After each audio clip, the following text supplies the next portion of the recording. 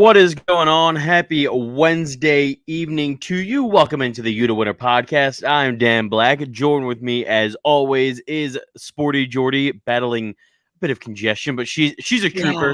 She fights through. And joining us today from the Believe Podcast Networks, a friend of the show of a friend of the show, Cam Rogers. Welcome in Josh Fisher. How you doing today, Josh?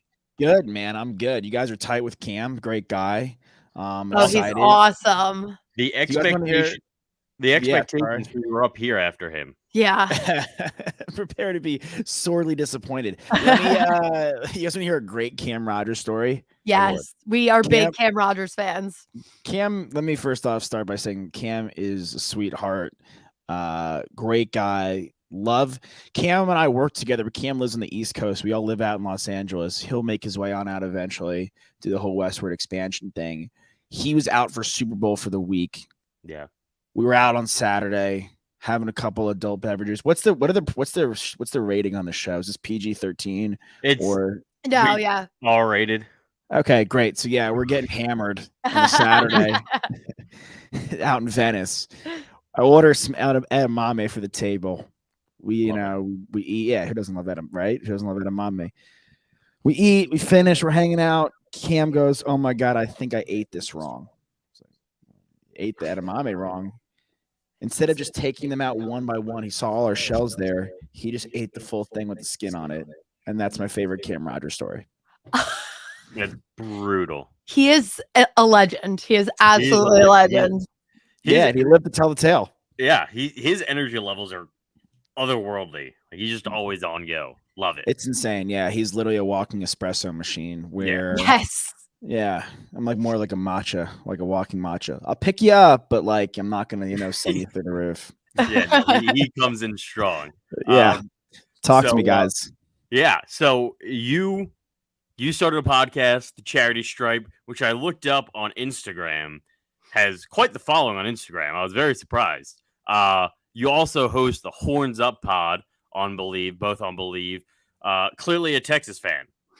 Massive Texas fan, and massive Kool-Aid drinker as well. While we're talking about things that I love to drink, I buy the Horns every year. I will buy the Horns to the day I die. I got to admit, Friday, I'm very certain that come 3:30, once that game closes against Vatech, I'll be in a pool of my own tears. Face down. I agree. Red jumpsuit apparatus, face down in the dirt. Not happy. Incredible reference. Yeah, well, you had a beanie, Jordy. I saw you. I got you. Don't worry about it. Yeah, I mean, look, dude. Here's the long and short of it. If we lost games, that'd be one thing. But we find the craziest ways to blow games. It's unlike anything. I was at the OU game, Arkansas game in football, top of the year. Whatever, that could happen. You go to them, you go to Fayetteville, it's the SEC, you get punched in the mouth. That could happen. You go into someone else's house. I'm at the OU game. We're up 14-0. I haven't even found my seat yet. I'm hugging people. I have the fattest lip in. I'm hammered again. So we're gonna get people calling in from AA to try to help me out over here. It's 11. It's 11 Central Time, and next thing you know, pool of my own tears by the end of the game. Yeah. Being a Texas Longhorn fan rips your heart out. We were ranked in the top 5 to start the year, and we're a 6 seed. I was on radio in Dallas last weekend, and they were like, "Oh, we should be a 4 or 5 seed." I was like, "Boys, get some Crayolas and color me shocked. There's no way. I don't even think we deserve to be you could flip this, to be quite honest. We play Vatech. Like Vatech, I know they struggled, obviously, throughout the regular season and needed to win the ACC tournament to get in. But guess what? They won the ACC tournament handily against Duke, and they got in. I mean, you could easily flip this script. Like, we could have been an 11 seed with the way we played down the stretch. I mean, that TCU game was abysmal. We got a bunch of good 4s and 3s and 2s. We don't got a real floor general. We don't have a big. We don't have a sharpshooter. Those are 3 things. You really need 5 things to win in March Madness. I'll say that. A floor general, a good big, sharpshooter, a guy, a Keegan Murray, Paulo Banchero, Timmy, Holmgren, both in the same team. You need a guy, and you need good defense. One thing we have in spades is excellent defense. We're a top-tier defensive team. So I think that can propel us past Vatech We play well defensively. We could kind of, suspend some of their shooters, dissipate that a little bit. But by the time let's say we beat them and we get to Purdue, who should win in the first round, like don't go. Look, if you pick a 14 seed to pick a 3 seed, like that's some Back to the Future 2 type, you got the book type thing. Yeah. Here's what I'll say. If we go to Purdue, they got like Yao Ming on their team, dude. The guy's like 7'4". We don't have a chance, they got dude. Edie. Yeah. As an Indiana fan, I've watched him many times. He's a large human being. Yeah. You're an Indiana fan, Dan? I am. I went there. Nice, dude. I think y'all are gonna win, by the way. I think so. I'm all in. Not just from like the standpoint of I'm an Indiana fan, from the standpoint of I think they could actually beat St. Mary's. Like 100%. St. Mary's isn't that much. I mean, it's impossible to say. It's possible to say because they play in 2 completely different types of conferences. But yeah, I very much think that Indiana will get past St. Mary's Friday night. But is this live? This is live where I could see that guy. Did I just try? I got horns down out in the first. Did I just try to get bodied by a guy named Skeeter? Yeah, you did. You guys set me up for that. Our comments get ruthless. So good. Please. I love that. That would make my Wednesday so odd. Like, I'm seeing John Mayer tonight at the Forum. Like I can't stop. Right? Saw him play with the Grateful Dead. Phenomenal. Where do you see that? Philly. Nice. Yeah, we're both Philly people. Wow, I've never been to Philly. I've always. I feel like you would like Philly. I feel like I would like Philly too. I feel like Philly is like the perfect kind of ratchet. You know what I'm saying? That's a great way to describe it. Very good way to describe it. It's like the New Orleans of the North. I don't know if you guys. Yeah, no, like let's put it in perspective. The night the Eagles won the Super Bowl, I ran around the city of Philadelphia, blacked out of my mind, knocking on every tattoo shop. I wanted the number 9 tattooed on my ribs for Nick Foles.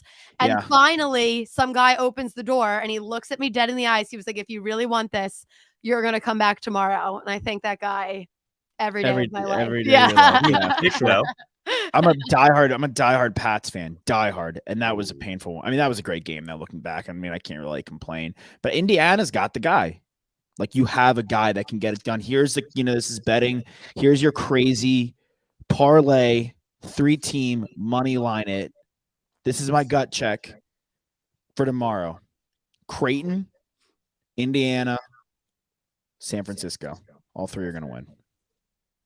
I like it. Murray State. Like flip a coin there, dude. That's how I feel about that 7-10 matchup. I'm sorry. Like, you said Creighton as well. Yeah, I think I have them winning as 2. Yeah, so. They're just a solid March Madness team. Like it's just like a upset to rely on. Yeah. Here's what I think about March Madness. At least if I'm betting, I want to bet on a team that I know is always going to be in the game, or I think could possibly always be in the game. And I look at teams like the Big East. Like the Big East shoots. Like they shoot well. Like they shoot threes. Yeah.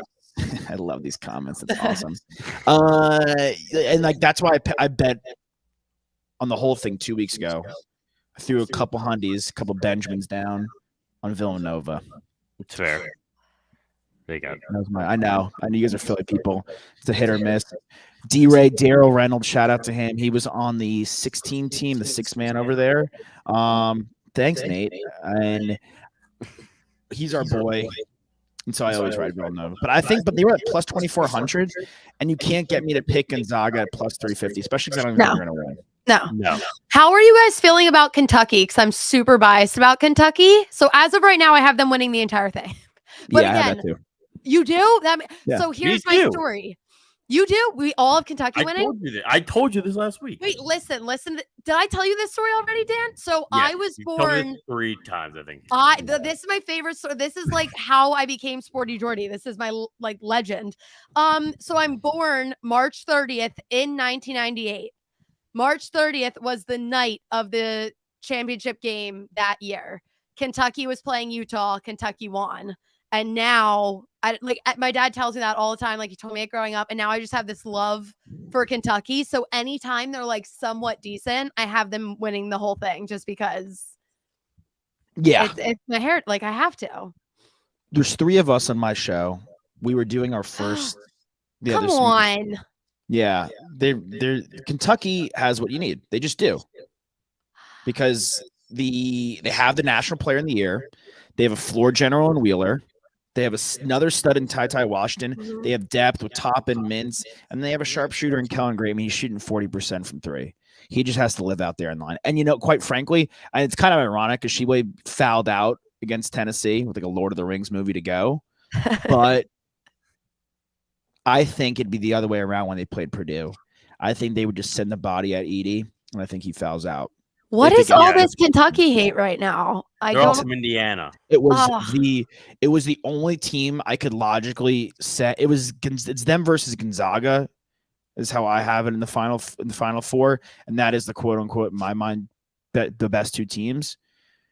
And I just go against the Gonzaga grain. I had to go with Kentucky. They're a popular pick. I think one team that's being slept on, that I've spoken to a lot of people and no one's picked them. And if you want to win your bracket pool, you guys do a bracket pool over here? Yeah. Y'all do one? Nice. Yeah. Or you guys, I'm saying, do y'all do your own? Because we do our own. We host one.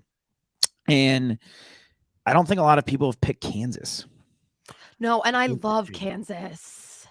Like, I don't know, like, them and Baylor are like, I think Baylor is a flimsy 1 seed. I think that UNC, with the injuries they have, I think if they see UNC in round 2, who I think is an underrated 8 seed, you can see that. I can see that going UNC's way. Upset for sure. I think honestly, if any of the number ones lost in round 2, depending on the matchups, minus Gonzaga, I wouldn't be sure. And I think Arizona's good too. I think nobody watches Arizona. No one watches Arizona. They're on the no way, dude. No one, and watch this. It's gonna happen too, and that guy's gonna throw it in my face. Nobody watches the Pac-12 because I think it's like whoever's running the Pac-12 is like Rob Manfred in a mustache. Yeah, they're terrible. They're literally the worst. It's a joke, dude. Like the Pac-12 is a joke. I'm sorry, it is. It's so poorly televised. Like you might as well just honestly put it on Netflix. More people would watch. Not a bad idea. You should talk to them about that. I have so many horrible ideas, but every now and then I have like a sweet idea. It's not the worst. No, I would watch it. I mean, there's more of a chance I'd watch that than watch Stanford, Oregon at 10:30 at night on a Wednesday. Like on a Wednesday, like, oh, you know what? We're gonna have this is a rootin' tootin' idea. We're gonna put them on Friday night. Like, dude, no chance, bro. We've all had a crazy work week. We back to the drinking. We all want a couple of scotches, maybe a couple of tequila shots, and hit the town. No one's watching I don't know. I don't even know why I said that. Anything else? I don't even drink scotch either. It just sounded nice. Like an Aaron Rodgers move. You have Aaron Rodgers in the background, dude. Aaron Rodgers is an emotional roller coaster. Underwhelmed. I'm in love with that absolute sociopath. I love everything about him. He's an icon. He's an icon. From you. But pathetic that he lost to San Francisco. Oh, sorry. It was no, I actually have a picture on my phone of me with tears streaming down my face. I didn't even consider a loss in that game. I did not even consider a loss. I was like, that year before the season even started, I was like, this is the year Packers win the Super Bowl. Done. Like easy. Like going in it, like I didn't even question it. In that game, I sat down and then I was honestly more upset. Not even the fact that the Packers lost, but I was like, oh my God, was that the last game that we just watched Aaron Rodgers play in Lambeau as a Packer? Because at that point, I thought for sure it was 50-50 of whether he was going to stay or leave. So I had this panic and I was like, I didn't even get to enjoy it because like I didn't even consider a loss. So it was definitely a rough night to be Jordy I was literally wearing it too. And I literally sat in my room alone and just like cried at the TV. Yeah. He's a great football player, kind of a moron sometimes. Oh, I don't think it's a hot take. Hardcore moron. I don't think it's a hot take. Yeah, no, I think it's a fact. And like, that's coming from someone that has his jersey hanging on their wall behind them. He's a moron. The Greg Jennings anecdote about him being told not to take, I mean, like him, greasy hippie. Thank God. I mean, sure. I mean, but like you could see the goose, poster in the background, Indiana Hoosier. I guess you could loop me into the greasy. I think he was referring to Aaron Rodgers, to be honest. I know. I thought he was referring to me before. It wouldn't be the first time Wouldn't be the first time I was definitely towards Aaron Rodgers. 100%. But like, I wouldn't be the first time. Yeah, someone called me a Here we go. Yeah. My @ is at the .charity.stripe on Instagram. Go follow us. We do fun polls. Come talk to us. We love talking smack in the DMs. The thing with Aaron Rodgers, the Greg Jennings anecdote, when he was, chastised for wanting money, and then Rodgers comes out and takes, a fifth of a bill over here, and then the whole situation with Jordan Love, I could get how you're upset, and it was the wrong move, clearly. Like, they should have kept building around him, seeing as Brady's going to play, till he's Joe Biden's age. They did the same thing with him. Did they not? Was it not the same way he got into the league with Brett Favre? Like, you know what I'm saying? Like, I could get how you're upset, but it's like, that's how it runs. So for him to hold him hostage and act like a prima donna and this whole TMZ, like, the shenanigans he pulls, it's just like, it's distracting, honestly. It became the Aaron Rodgers show versus the Green Bay Packers show. Yes. And I'm not saying that's why they lost, but it couldn't have helped. So I see exactly what you're saying, and I agree to an extent. I think the reason that he was even more frustrated, though, before that draft, he actually went to them and was like, listen, I want you to get me some offense. Like, he spoke to them and was like, I need this. Like, I want more offensive help. Like, is there anything we can do? And he explicitly told them, like, this is what I'm looking for. And then they were like, screw you. We're drafting your backup. And on the other hand, like, I get it. It's a business. And like, they didn't know how long he was going to play for. They didn't know, like, Jordan Love could be a solid quarterback that we're never going to see because he'll never see the light of day. But I understand it from both perspectives, but I think that's why he took it so personally, because he literally sat down with them and was like, get me help and I will try and make this team the best I can be. And they were like, here's your backup. I mean, they could have gotten him help. Exactly. On multiple occasions. Yeah. Justin Jefferson, T. Higgins, Pittman, like, we know the options. Yeah. Even last year. Didn't they draft a center in the first round last year when there were still decent receivers at the end? Corner. They took Eric Stokes. Okay. But look, still, build your no defense. offensive I don't help. mind that. They took AJ Dillon with Jordan Love, and everyone's like, oh, we're on the running back. Well, maybe they didn't want to pay Aaron Jones, and which they ended up doing, but maybe they didn't want to do that. Maybe they want to have a two-headed monster. You can't have enough depth at the running back position. Like, shout out to Deonta Foreman, who filled in admirably for the Titans. Yeah. But look at the Panthers. And Chuba Hubbard's not a bad running back, but the minute McCaffrey goes down, Darnold's career as a starting quarterback is toast. Yeah. Joe Brady's out of the NFL, doesn't even last a season. Yeah. No, the Panthers, I honestly think the Panthers, they need to move on from McCaffrey, as weird as that sounds, but they don't know how to play without him. And at that point, if you're putting that much pressure on your running back, it doesn't set you up for success at all. At this point, I think they need clean house, get him out, get some draft capital for him. Someone's still going to overpay for McCaffrey, even with the injury history. Like, someone's going to take that chance. So go to Baltimore. I would be the happiest person ever. That'd be disgusting. They're gonna. That's my AFC pick, by the way. If they get McCaffrey and then also sleeper get sign Jarvis Landry.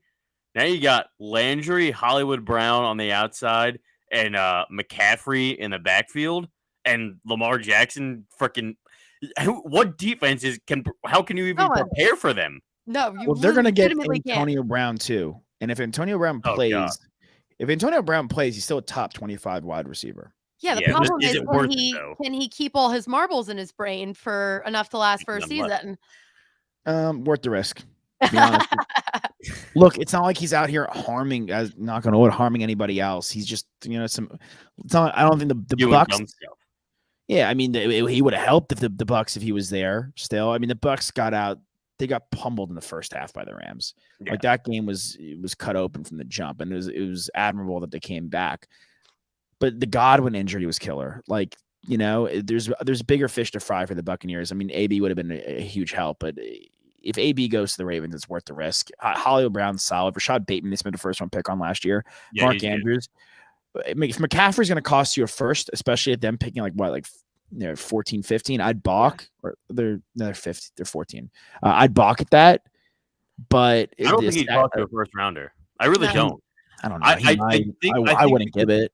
I think because he already has gotten paid and they probably just want to get that money off the books. Yeah. He's already been injured severely and missed a lot of time the past It's gonna couple be of the years. same thing that the Cowboys had to do with Amari Cooper. Right, that devalues you significantly.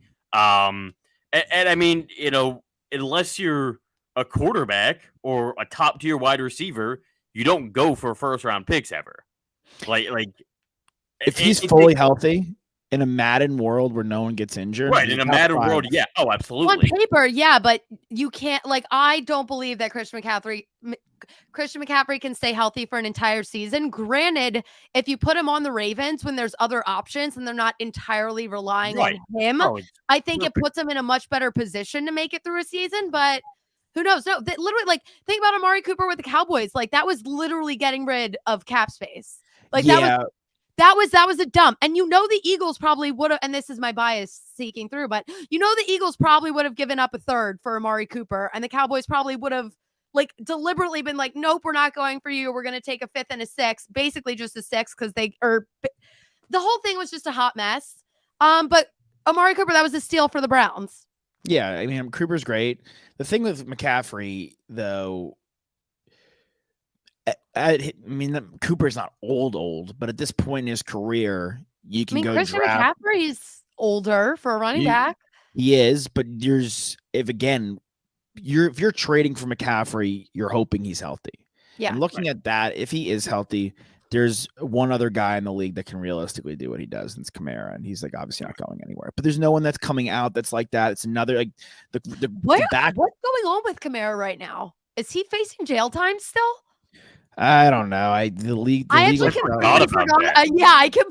forgot about that. I'm sure he's chilling since we haven't, heard anything. Who knows? The NFL and legality and all this and that is, I usually stay out of it. Yeah, I will say that you bring up an interesting point about the Panthers offense being lost without McCaffrey. It's almost like the Megatron effect. Yeah. When you have a player that's so good and you feel so much pressure to get him the ball. I mean, they have good other play. Like Robbie Anderson went from, the Jets to the Panthers and put himself on Revis Island without Darrelle Revis, and he was non-existent. DJ Moore is a super talent, honestly, and I think it was unfortunate to see him fall by the wayside. And they didn't have Curtis Samuel last year, who went to the Commanders. And why didn't they keep the football team? That was such a cool name. I liked it. The Washington, I could so get behind back-to-back weak new names, like the Guardians. The Cleveland Guardians is weak sauce. I'm sorry. Yeah, the whole new name thing, it gives me very 2K vibes. Of just generic, just auto-generated names that they just take out of a hat. It feels like a high school project when they're like, "Great, your ideal football team," and it's like, "Oh my god, the Commanders." There will never be a worse. No, continue. I was going to say there will never be a worse rebrand or addition than the Charlotte Bobcats. Oh yeah, the color scheme, the logo, Washington Commies. It was horrible. The whole situation. Adam Morris. I've been hunting an Adam Morrison Bobcats jersey. Can't find it. I don't even rock jerseys anymore, but I want that. My brother used to have a Mecca Okafor jersey when he got drafted. UConn baby, I love that UConn team. Great UConn team. Back when centers mattered. In that sense, they do in that sense, but they do matter. Size is key, man. Back to college basketball, it's going to be a difference maker. I think that top right region is the most interesting, though.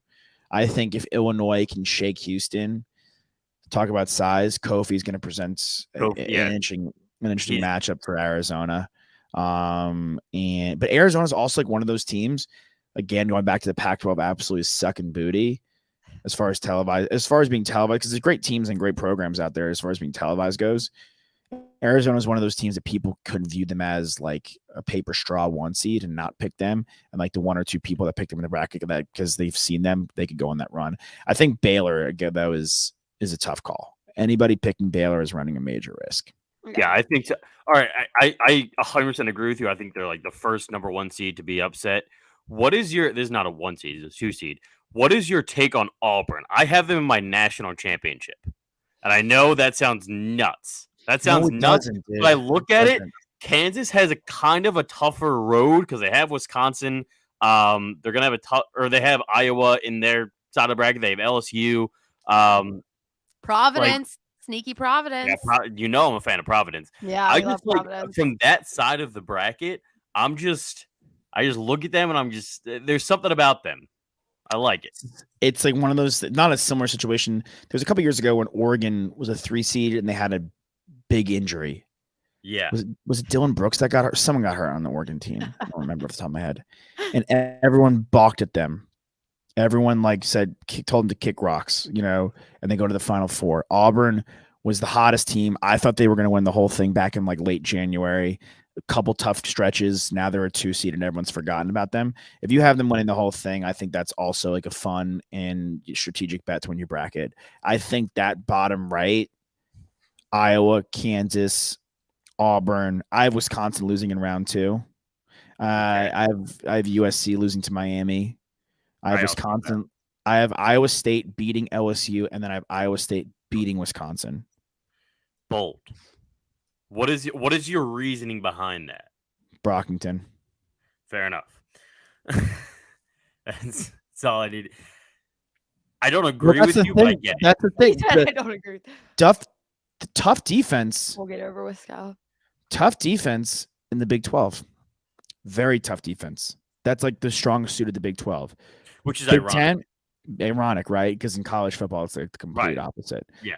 Big 10, a little more run and gun, a little more high scoring. I think you throw a guy like Brockington against this Wisconsin team, he's going to put up serious buckets, and people are going to be like, "Oh, who's this player?" And I think you're the first person to ever describe Big Ten basketball as a run and gun. Maybe not running. I mean, run up the score.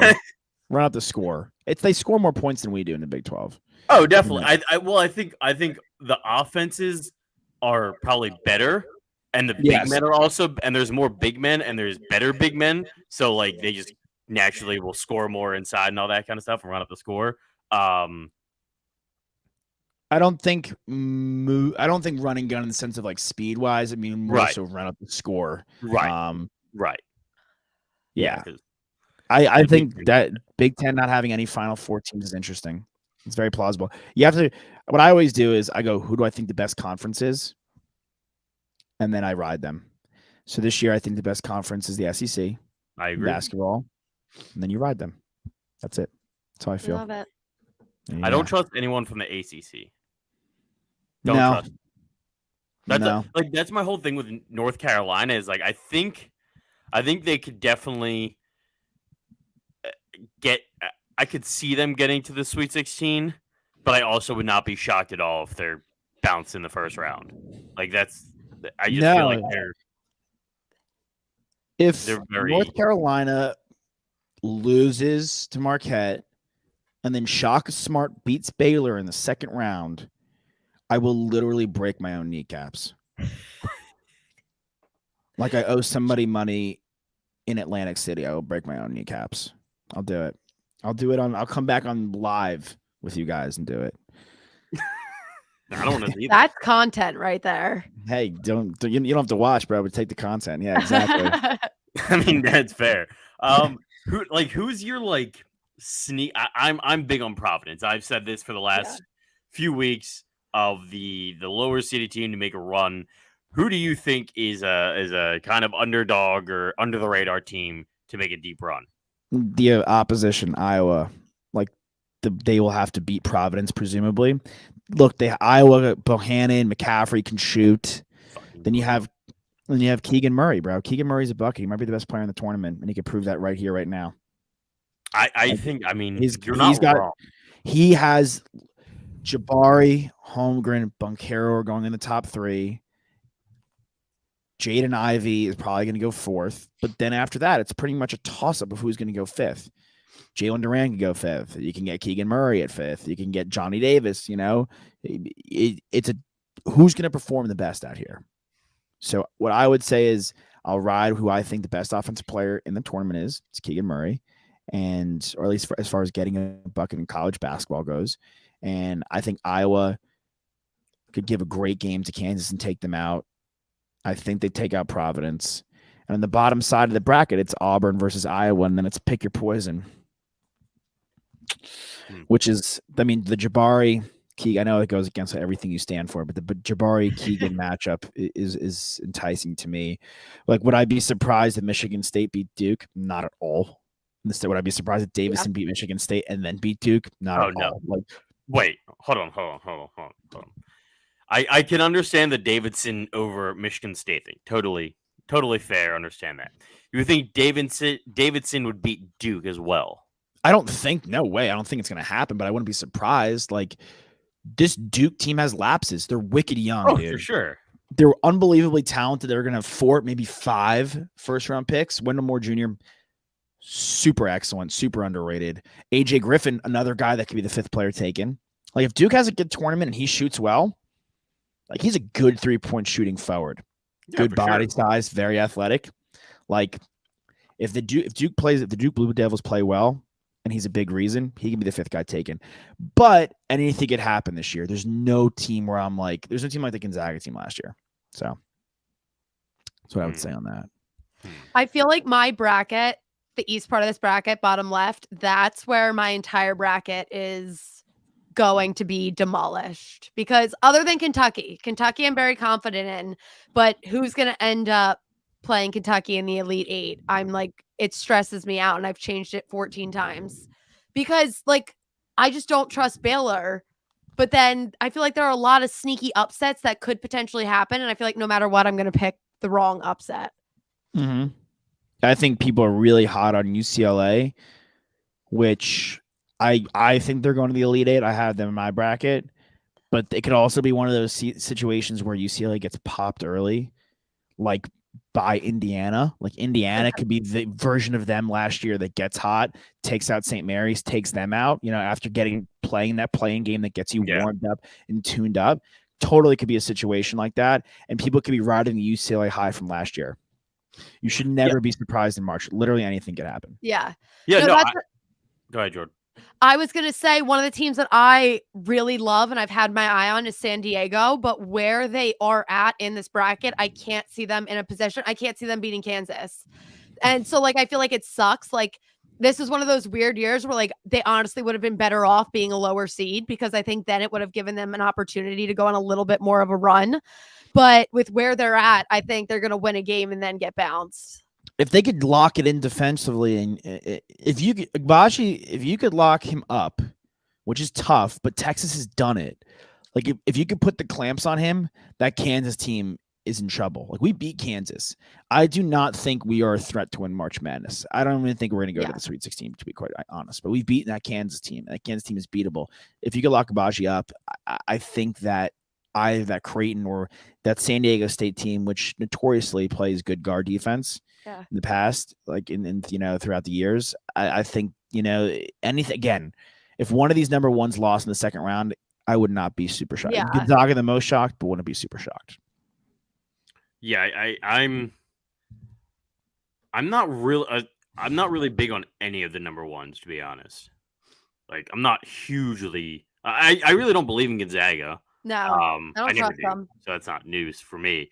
But, like, this feels like the weakest number one seeds in a while. I could be misremembering. No, it's forced. The Baylor thing is forced, like, because they didn't want to. I mean, I don't know why, but they didn't want to give it to Kentucky or Auburn.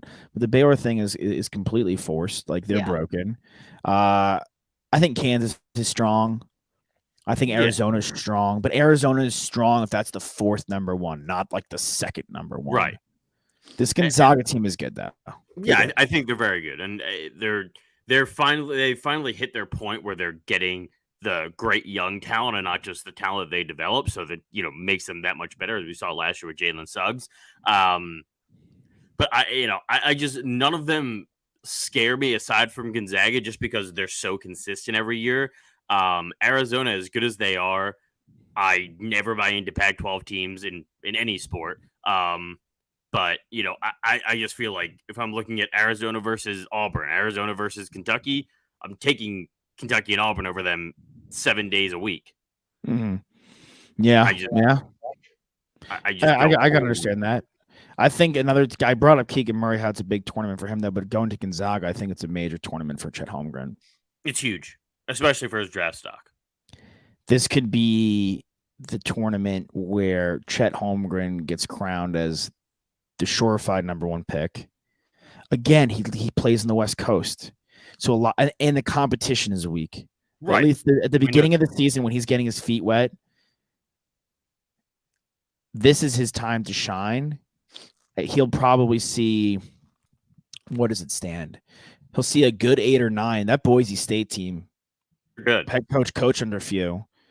So that Boise State or Memphis team is going to be a good game against Gonzaga. I think they'll see Arkansas following that would be my play over. I think Arkansas beats UConn. That Arkansas Note's good, man. That's another guy that can upset some people and take Arkansas kind of deep. But then you see some games. You may see a Duke rematch, over there, and he's going to see some serious competition.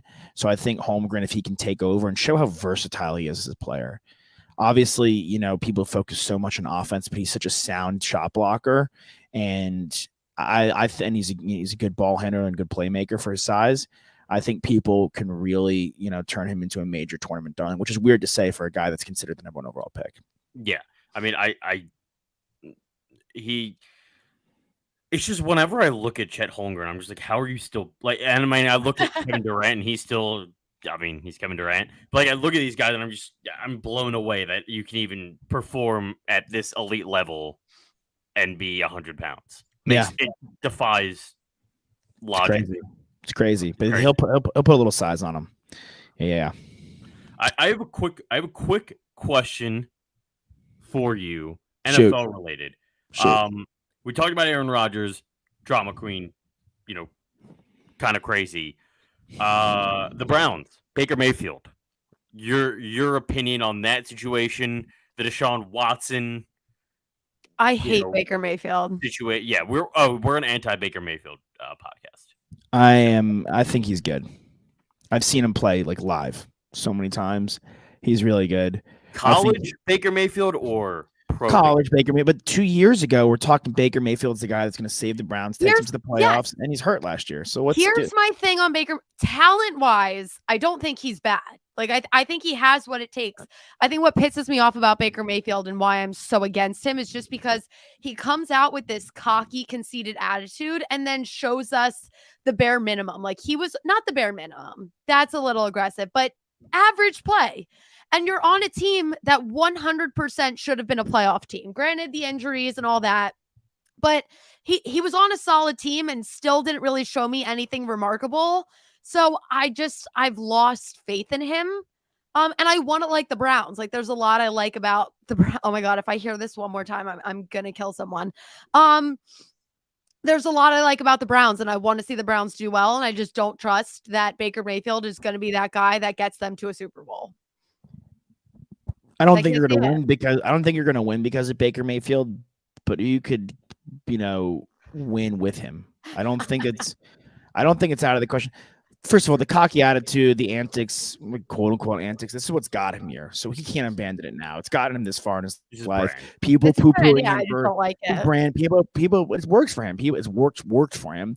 People poo-pooing him for the commercials. Like, what do you expect the guy to do? Like, not take the commercial deal? Like, you'll see that. Dude, yeah. I've been in an Uber commercial where literally it was just my arm, and that wasn't even it wasn't even a national spot. You saw that paycheck. It was stupid. Like, it's dumb that people get paid for commercials. I'm not complaining. It was awesome. I'd gladly do it every day of the week and twice on Sunday. But you can't not take that deal. So I don't blame Baker Mayfield for doing all of that. Now, the Odell situation is tricky. Like, he's coming back from a major injury. Kareem Hunt, Nick Chubb in and out of the lineups. And again, their offense really is based around those guys. Hooper didn't really pan out. Baker was hurt last year. This is a Browns team on paper. Yeah, it's great, but they weren't fully healthy. I mean, look at the Ravens, who were in first in the division at one point at 8-3, and they finished 8-9. They finished with a losing record. They also 6 in a row because of injuries. Yeah, like Baker played through the injuries, sure. I don't think if they don't like the way he is in the locker room behind closed doors, that I can't speak to. I don't know what's going on over there in that capacity. What I can speak to is knowing that he was hurt, seeing what he did the year before, understanding that they bring in Amari Cooper. They'll probably draft Garrett Wilson at 13 out of the Ohio State kid, keep it in town. And I think it's a situation where I think must be elite to be a commercial Baker's not. I agree with that. Like you have to be an elite player. You also have to be an elite player to have like your initials, like Michael Carter Williams. You know, people calling him MCW for years. I know it's a weird reference, but like that was kind of whack. Like, or sorry, Michael Kidd Gilchrist, MKG. Like we're not doing that, dude. You have to earn like the initials, the anagram. I don't think they should go for Deshaun Watson. That's going to cost an arm and a leg. I'm looking at the teams that are willing to do it. I think the Falcons still need too much for them to go. I mean, you can't really balk at Deshaun Watson. He's an upgrade for youth and talent over Matt Ryan. But to give the farm for that, like I think the Broncos, like say what you will, but they gave up a lot to get Russell Wilson, and they are in win now mode. I mean, their situation's even different because Patrick Mahomes and Justin Herbert, like, you don't stand a chance in that division. You're playing an arms race. You can't just sit around and wait for the guy to come along. Like, it's like this isn't fishing. But that's a different situation. I think for the Browns, like Steelers have a lot to figure out at quarterback. The Ravens, yes, or I think could win the AFC, but that's if they're fully healthy. I think the Bengals have to retool in the draft and the offensive line a bit, and continue to stack the defense. But they obviously should be. They were considering they won, the AFC last year. I think the Browns could be right in the thick of things with Baker Mayfield if they, continue to draft well and bring guys in. I thought there was just a lot of negative energy around that team last year. And I think it could be a good bounce back year. Like, would the Rams have won the Super Bowl with Goff instead of Stafford? Probably not. Definitely not. But I don't think Goff's a bad quarterback. I agree. I think he's a starting quarterback in the NFL for the Lions. Yeah. But he's a starting quarterback in the NFL. I think Baker Mayfield's a starting quarterback in the NFL. Like, you could move him to the Colts and he'll be a starting quarterback. But I don't think the Browns should rush to make any drastic moves. I would probably wait it out one more year and try to draft well. Like, look, if the Giants are sticking with Daniel Jones, do not balk at Baker. They're barely sticking with Daniel Jones. Hey, Tyrod Taylor's going to be on the bench behind him now.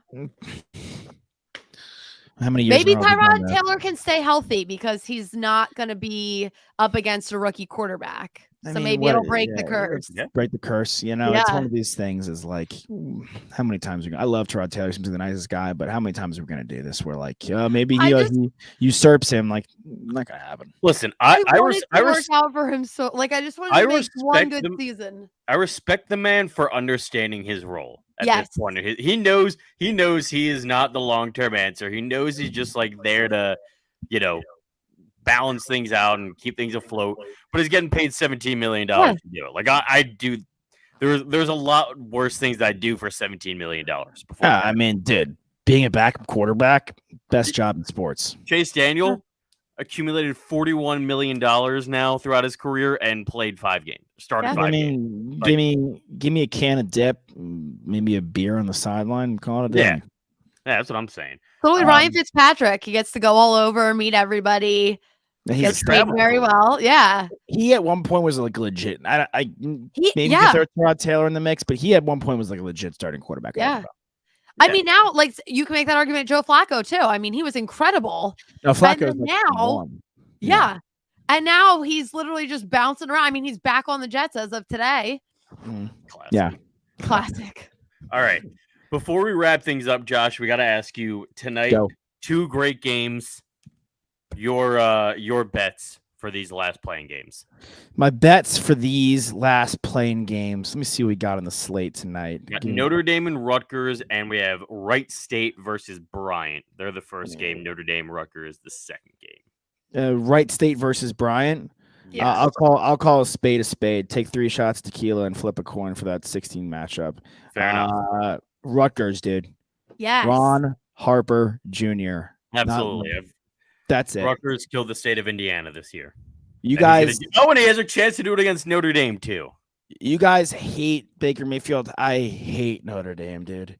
Notre Dame is the woat. It is like they get more smoke blowing up their ass than Michigan. I can't stand it.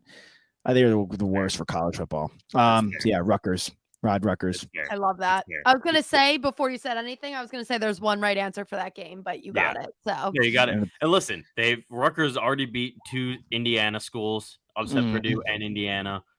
So it's only natural that they do it against Notre Dame and knock them out. And I guess there's only one right answer for the other one too, technically.